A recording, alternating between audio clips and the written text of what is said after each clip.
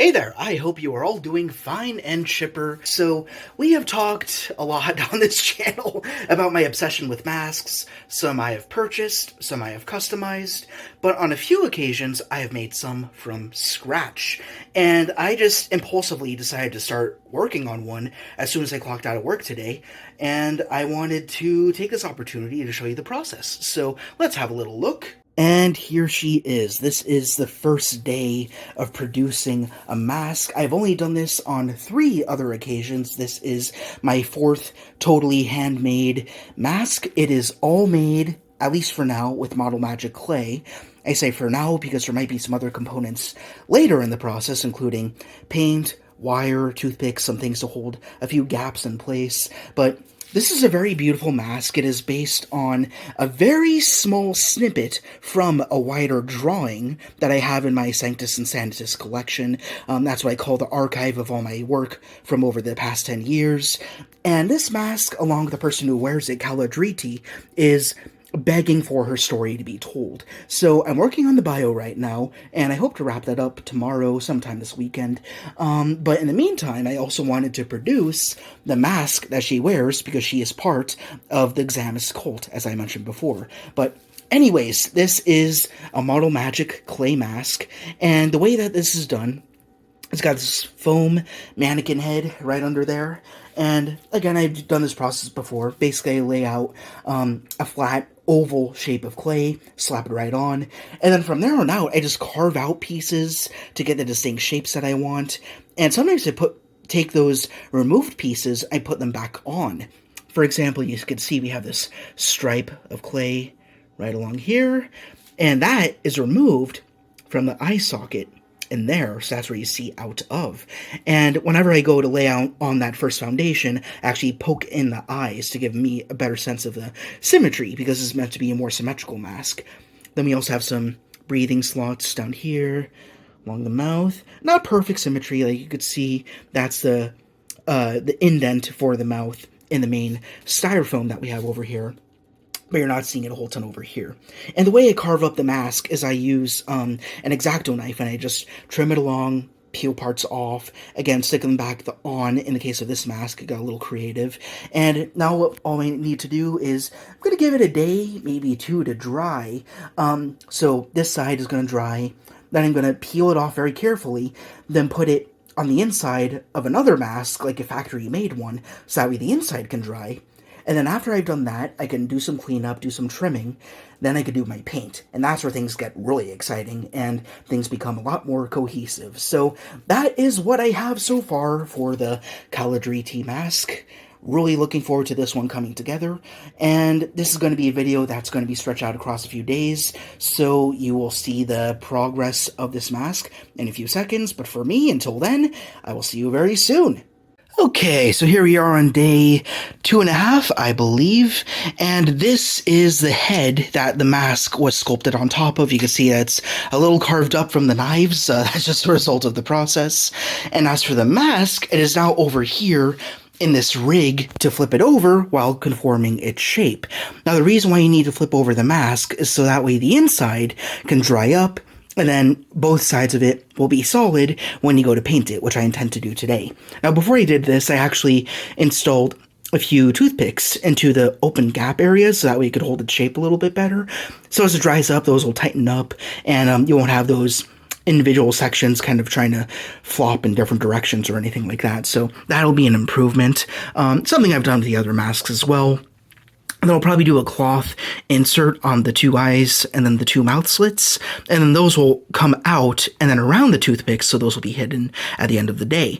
But this rig is actually quite interesting. So firstly, this mask is basically solid. It dried faster than the other ones, I think because it's made of 2 layers.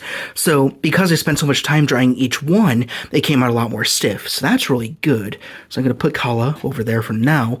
And this is the rig that I've been using. So I have these 2 foam inserts, like box protectors, I received in the mail at one point, and inside of it I have a V for Vendetta mask, which is perfect because on the inside it's basically resembles a human form. So when I put this mask on reverse into here, it will maintain the features like the nose and the chin of the base that we used before and keep them safe as it dries. So as opposed to just lying it out like this on a flat surface, then everything would just flatten out like a pancake if it's too soon. But here it'll ensure that everything will remain in the same shape. So yeah, this is the midway point of creating a mask. So I sculpted it, I inserted some toothpicks to give it some structure, and I let it dry on both sides. Very important. So now I'm going to clean up some rough edges with an X-Acto knife, make a little nice and pretty. I'm going to paint it. I may or may not spray it with gloss coat. I'm not sure if that'll turn out well or not, so I'll think about it. It should be fine. I've done something similar to that in the past. And then I just need to install the cloth inserts, so there's the darkness in the eyes and the mouth. It's not going to be the most visible thing. It's mainly decorative. That's the whole point of this whole thing. It's not meant to be functional.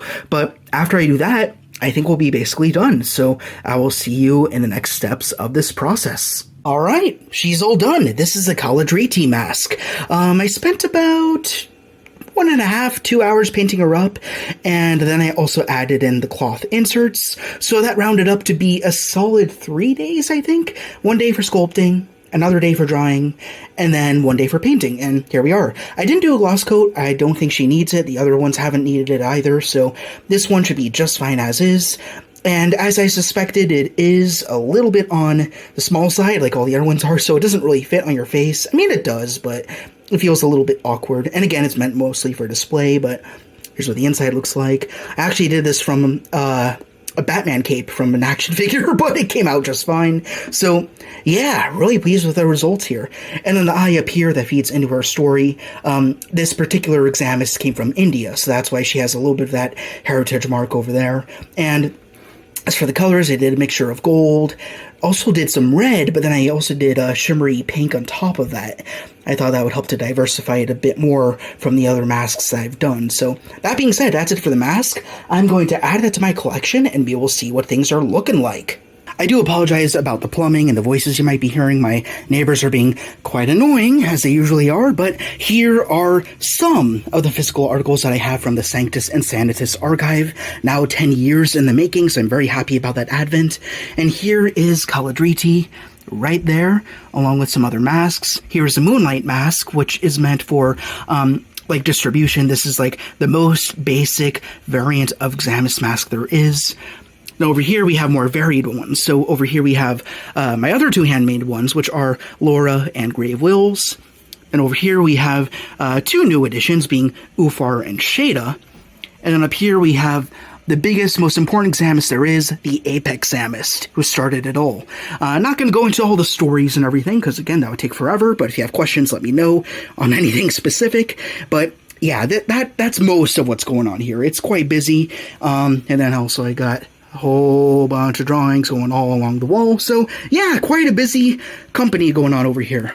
Oh, and if you want a little sneak peek into everything that's going on, here is the biggest drawing I've done. It took me about 2 weeks. It represents, I think 6 years of characters that I've done. So this drawing is about 4 years old now, which is blowing my mind. I can't believe it's stood the test of time, still holds up. It's not ruined or anything, but it's safe in a frame, so I'm very happy about that. But yeah, that's pretty much it. That is the College Riti mask, and how you can make a mask of your own if you want.